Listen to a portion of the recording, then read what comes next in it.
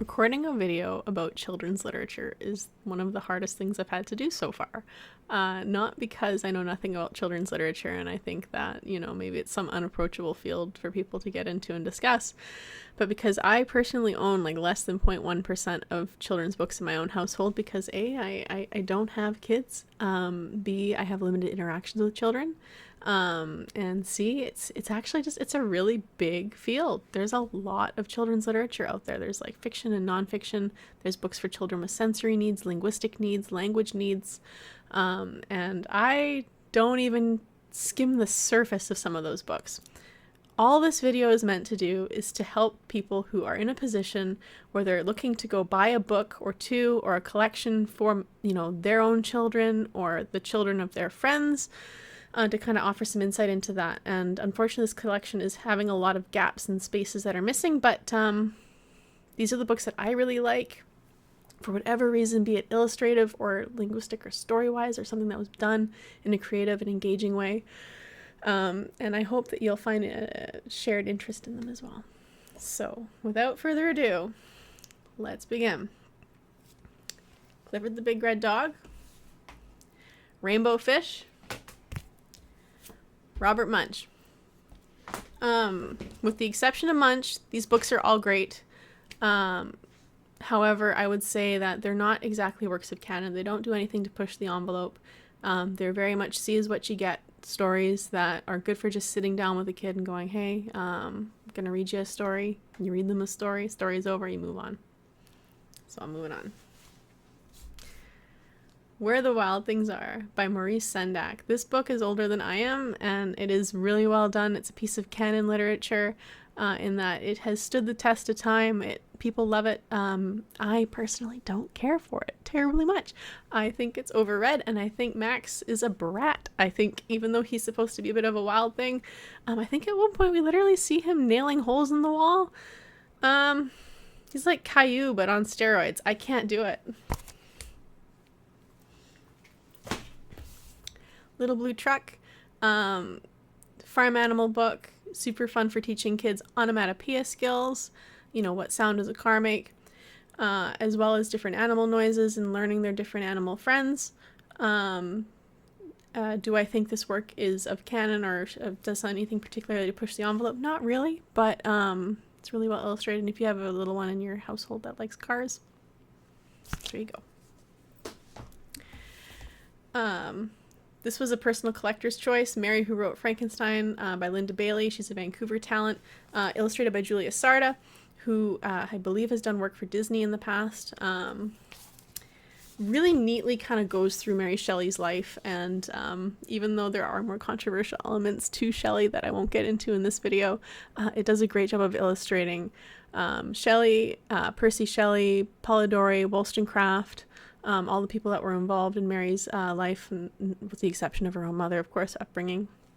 It is meant for a bit of an older age group, as it does get into like monsters, scary ghost story writing, troubling relationships between parent and child. Mary and her father didn't always see eye to eye.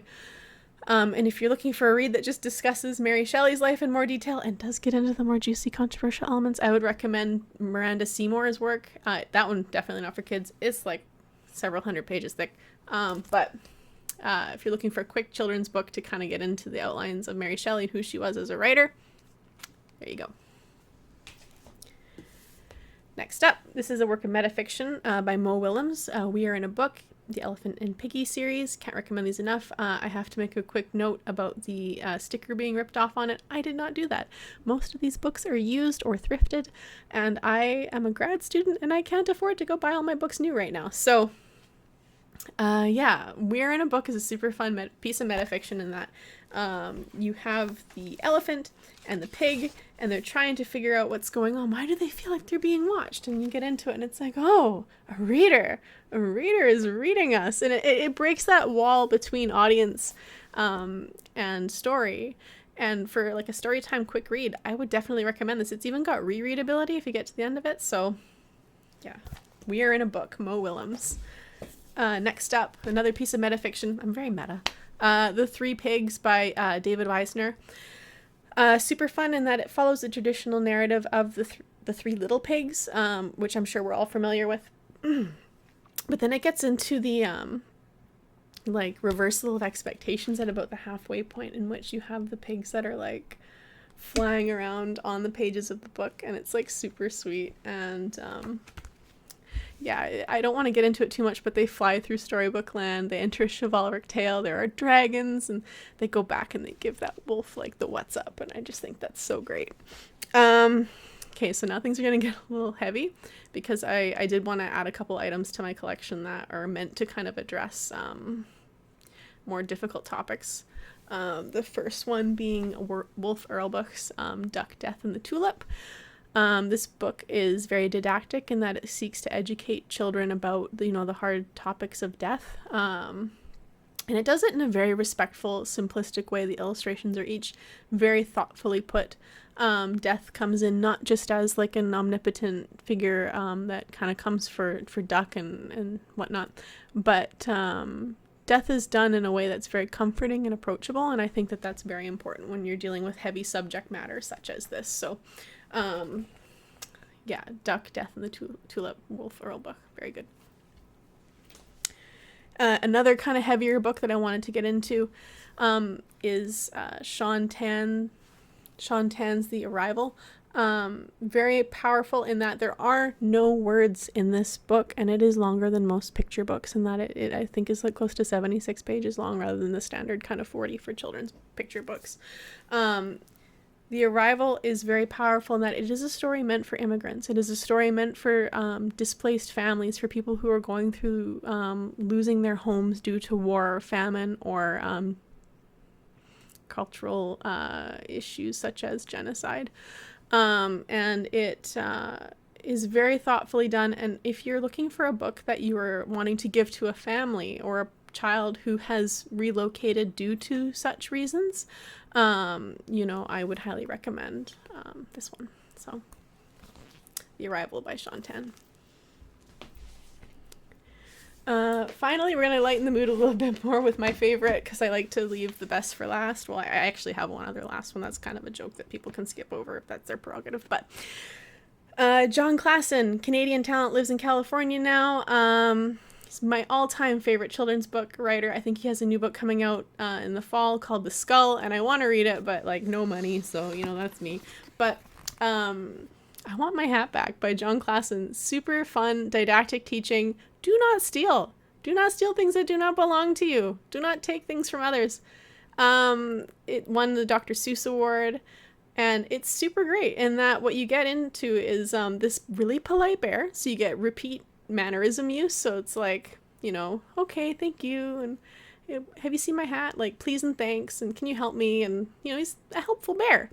But then when you get to the end of it, the bear realizes that they have seen their hat, and they get it back, and maybe there's a bit of violence, but, you know, a little schadenfreude is okay now and again. So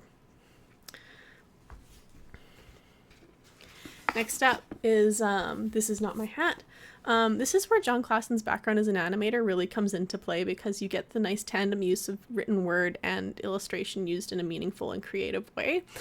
You have the minnow who starts off the story already. They've stolen the hat, and they're like swimming through the ocean, and they've got the hat, and they're so like sneaky, up until Big Fish wakes up and realizes, hey, my hat's gone.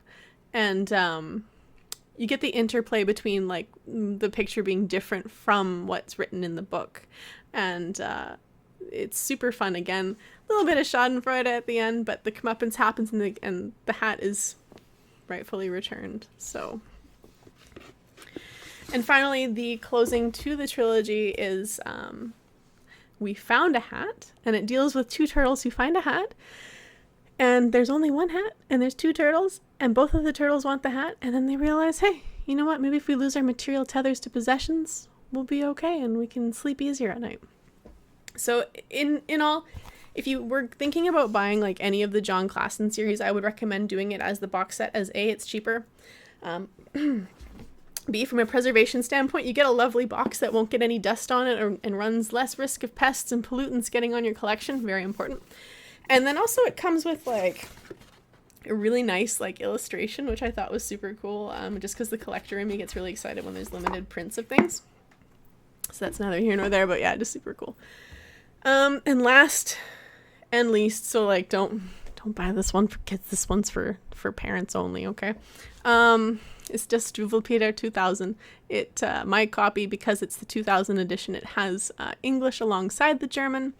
And this is just going to tie into where I'm like, see, I wish I had more like Spanish English stories that featured two languages, because then I could kind of get into a little bit more helping with like language and linguistic needs. But unfortunately, my second language is German. So this is I needed to have this book simply because Family Guy put me onto it with the story of there once was a boy who liked to suck his thumbs, and one day the Struwwelpeter comes and cuts his thumbs off. I think I can actually find one of the illustrations in here where it deals with a girl who was like teasing cats, and I think she gets burned alive, if I'm not mistaken, is like the point of the story. But yeah, anyways, it's super it's horrifying, but it's a lot of fun for parents that are just looking for a children's book to kind of laugh at in their spare time. So anyways, I hope that this video kind of gave some sense of direction that children's books might not just be for children. They might be for people who are going through tough times, or people who are just looking for a good laugh. Anyways, so hope that helps. Thanks for your time.